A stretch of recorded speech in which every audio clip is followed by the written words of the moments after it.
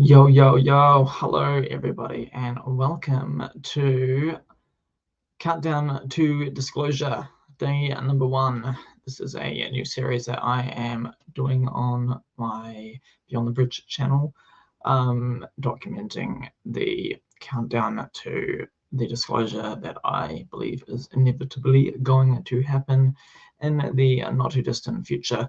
My plan for each of these sessions is to have a particular topic that I want to talk about on each day, and then potentially go over any relevant news or information around the disclosure process that is going on, and yeah, anything along those kinds of things.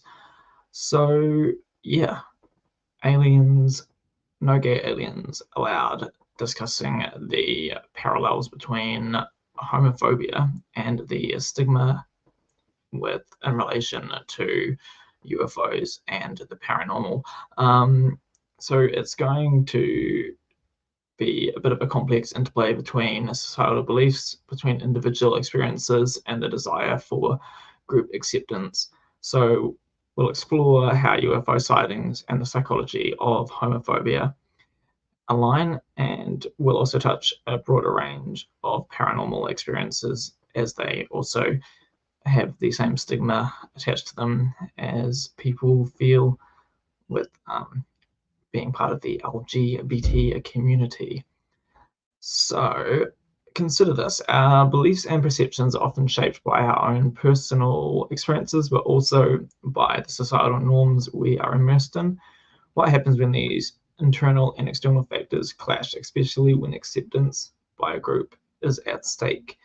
So keep this question in mind while we go through the topic. So when people have a experience, whether it be a paranormal experience, a UFO experience, honestly, what's the difference at the end of the day? They are open to the possibility that there is something out there beyond what they are used to. And generally, when they have these kinds of experiences and they claim to have them, then they often face a lot of skepticism and mockery. The question to be asked is why? So, from my point of view, the psychology behind the stigma and the need for societal acceptance can lead some individuals to dismiss their own experiences with the desire to be accepted and to fit in with the group. So yeah, and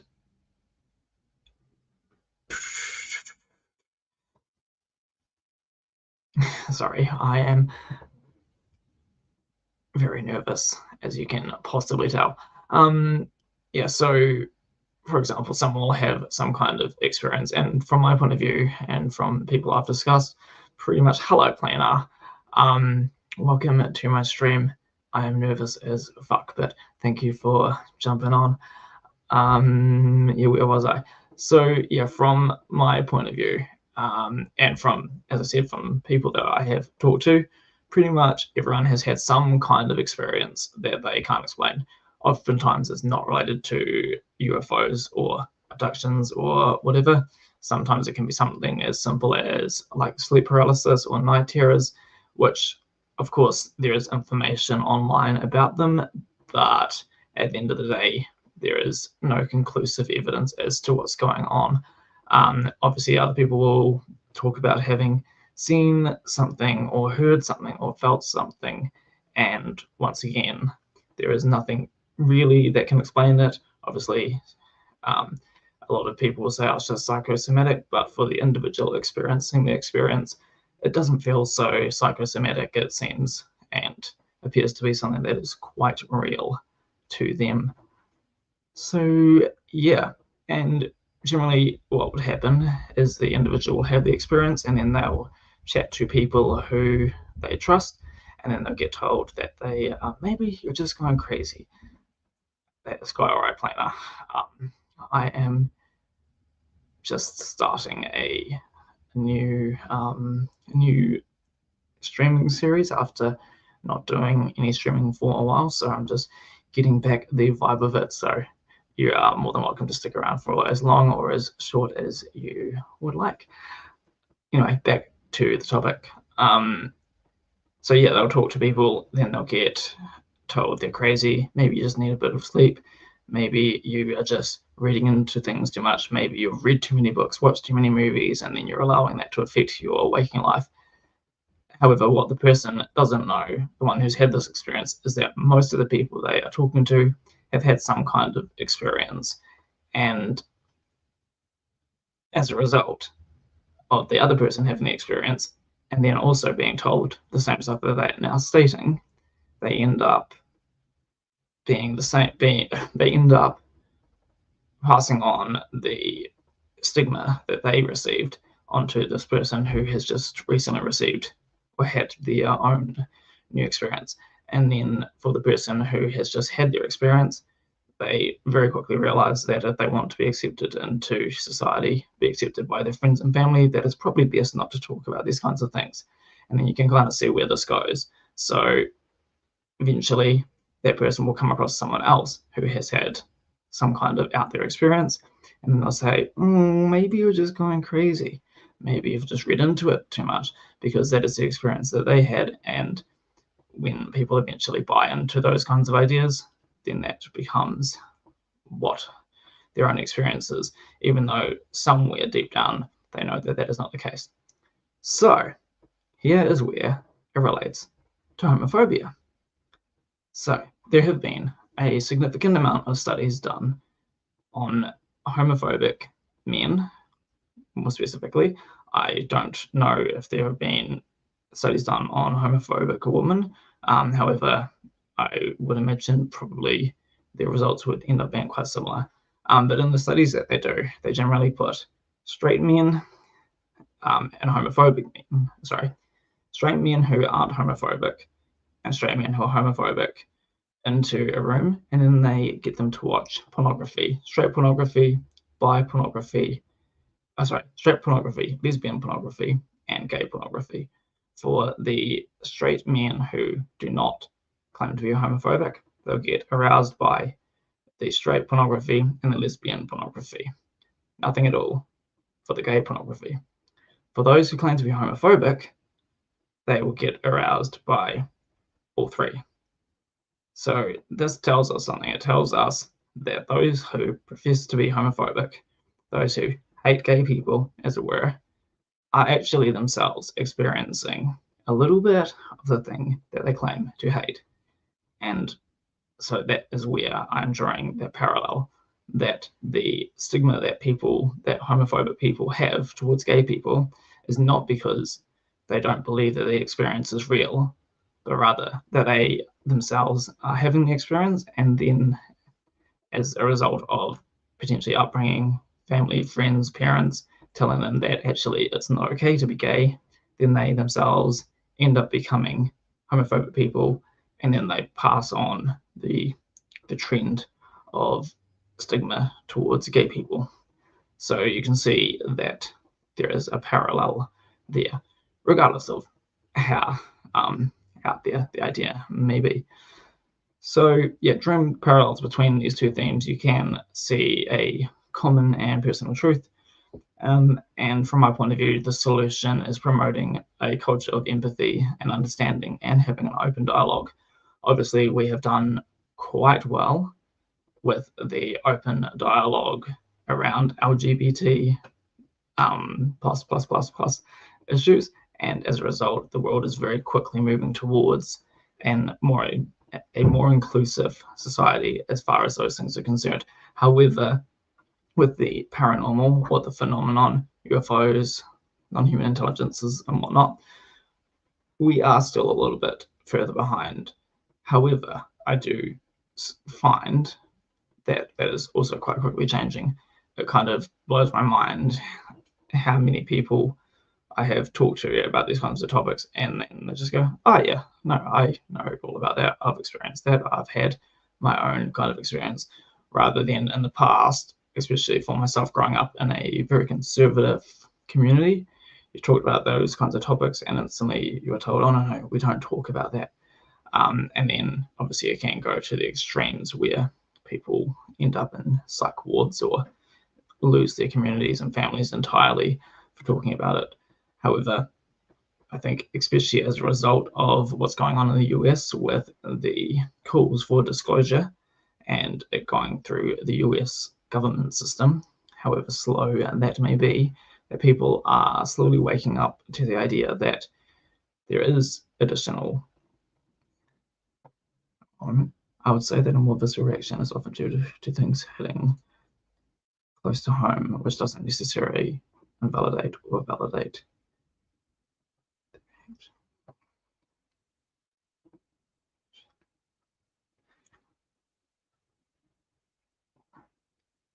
Yeah, I would agree that the reaction,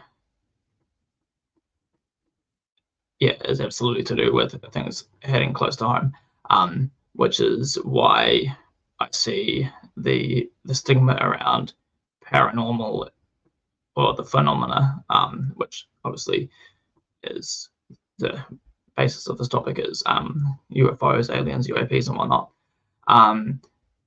is also similar to the homophobic experience where it hits close to home. And I'm not saying that everybody has had these kinds of experience. I had phenomenon-related experiences, but from the number of people I've talked to, like I've had a lot of conversations with people where I will talk about different things that people have seen, and mainly just with UFOs and whatnot, just because that is the hot topic currently. And then after a couple of conversations, I'll go, oh, actually, back like 6 months ago, I saw blah, blah, blah. Or they'll go, oh, yeah, when I was a kid, I saw something. But until the topic has been approached multiple times, they're not happy to talk about it.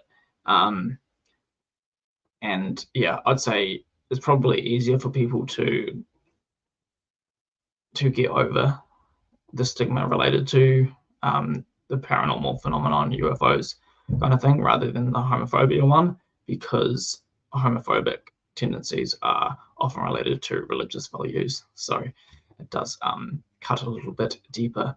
That said, though, even with that, it still is moving far faster forward than the phenomenon related stuff.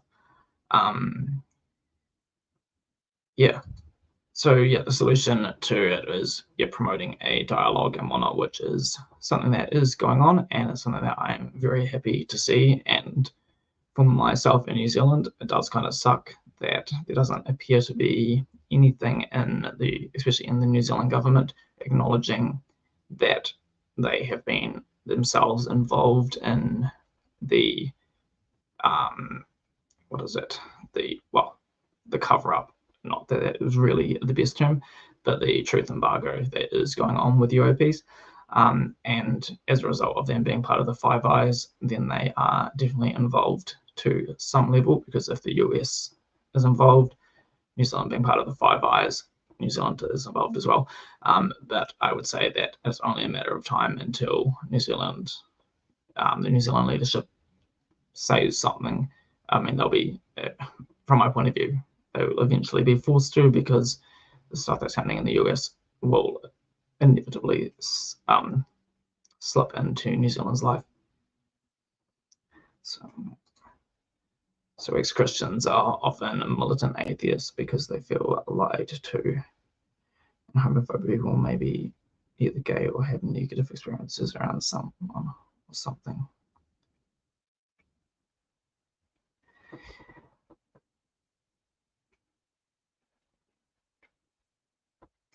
From the studies that they've done in regards to homophobic people, they haven't really found a correlation. Well, there definitely is a correlation just from observation that homophobic people have had negative experiences around something or someone that is gay. However, the studies that they've done have shown that there is sexual arousal in homophobic men when they watch gay pornography, where there is not arousal for straight identifying men. I also don't know the full validity of those studies, because I know that for some people they'll just get turned on by pretty much anything. And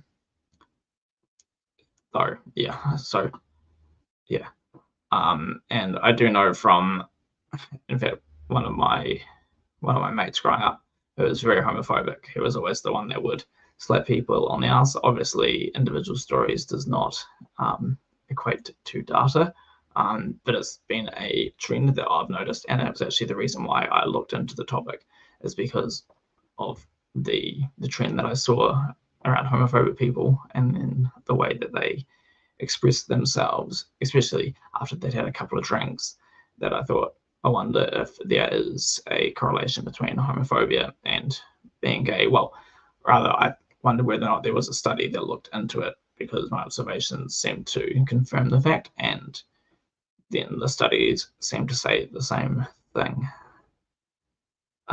Do you have an example or examples of people who are homophobic because they've had a negative experience around someone or something that is homosexual or gay or trans or whatnot in nature? I suppose actually in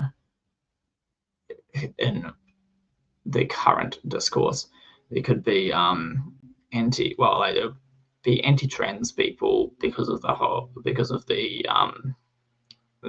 whole dialogue that's going on in the sports arena, and that would not be related to themselves being trans.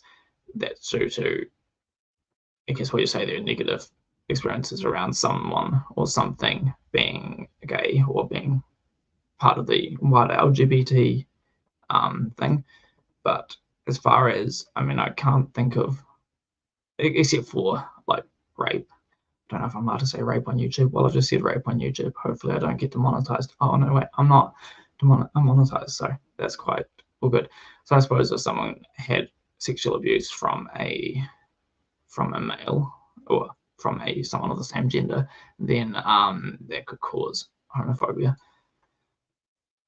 I'd say that it's probably a more statistical probability rather than a rule, though there will be some 100% straight homophobes out there. Yeah, absolutely. I would say that is without a doubt the case. In the same way that if there is definitely people out there who will bash anyone who has had some kind of UFO or paranormal experience, regardless of whether or not they have had an experience. And I'll say that the frequency in that scenario for paranormal UFO kind of stuff is significantly more frequent.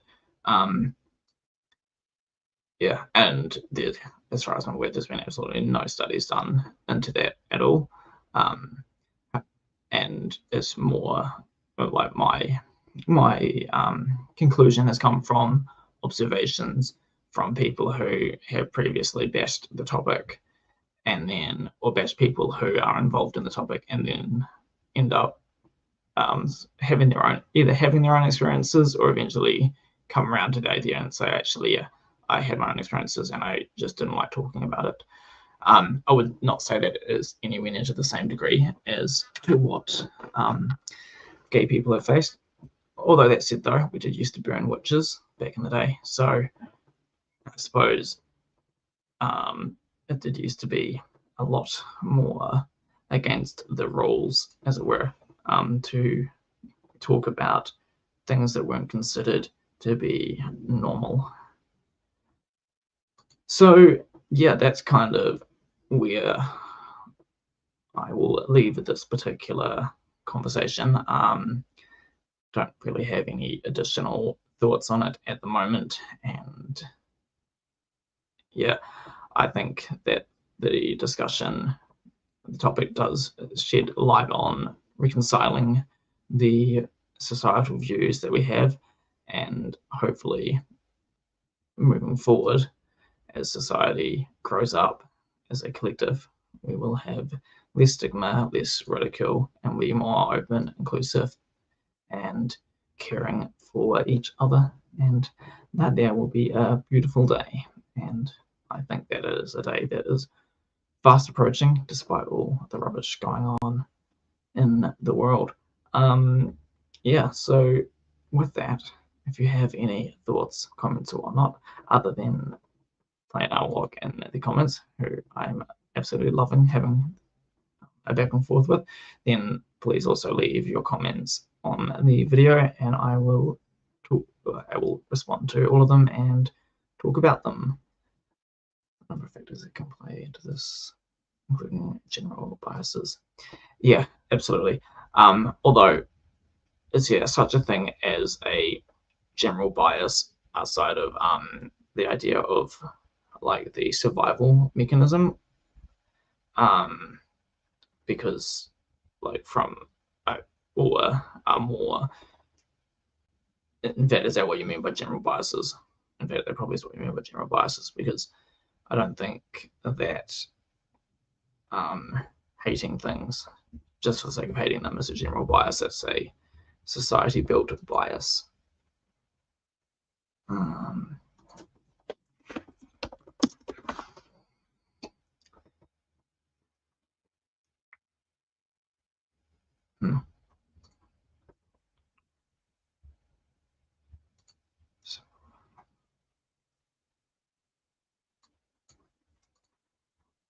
Sorry for the dead, yeah, people.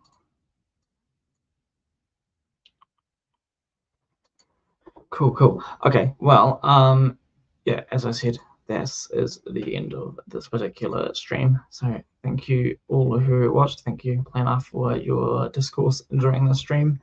And I look forward to chatting with people tomorrow for day 2 of Countdown to Disclosure, where we'll discuss.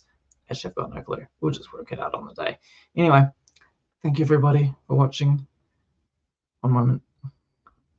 Like biases that can affect how people view things, but can also affect what we use.